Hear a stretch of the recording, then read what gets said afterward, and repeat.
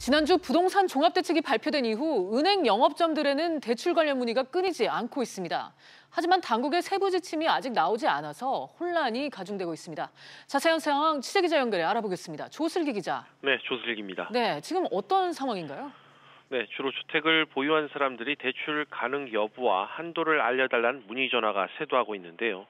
실수요 측면의 대출이 막히는 것을 방지하기 위한 예외 규정이 많다 보니 혼선을 빚고 있는 것입니다. 은행에서는 예외 규정의 범위가 불명확한 대출에 대해 현재 일단 상품 취급을 중단한 상태입니다. 결국 은행연합회가 어제 실무 지침을 마련해 시중은행에 부랴부랴 배포했고 세부 지침이 아직 확정되지 않은 대출 같은 경우 문구를 넣는 방식으로 대출 신청을 받도록 했습니다. 예를 들어 임차 보증금 반환 용도로 주택담보대출을 받는 경우에는 대출을 내주도록 했고요.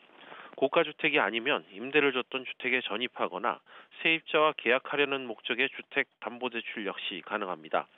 금융당국은 오는 20일쯤 자주 묻는 질문과 답변을 추려 언론에 배포할 예정으로 알려졌습니다.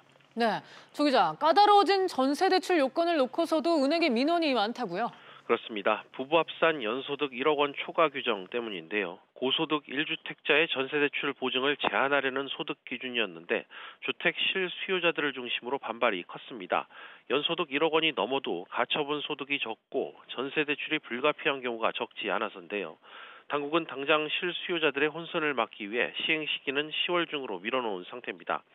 하지만 소득 기준을 탄력적으로 적용해야 한다는 지적을 뒤늦게나마 받아들여 민간 보증사인 서울보증보험을 통한 전세 보증의 경우 소득 기준을 두지 않기로 했습니다.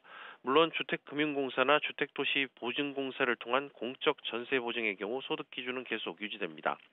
또 한편 대출 규제가 시행되더라도 이미 받은 대출의 만기 연장은 가능하고요. 1주택자라면 별다른 제한 없이 만기 연장이 가능하고 2주택 이상 다주택자의 경우 한 채를 제외한 다른 주택은 2년 안에 팔겠다고 약정하면 한 번에 안에 만기 연장을 해줍니다. 지금까지 SBS CNBC 조슬기입니다.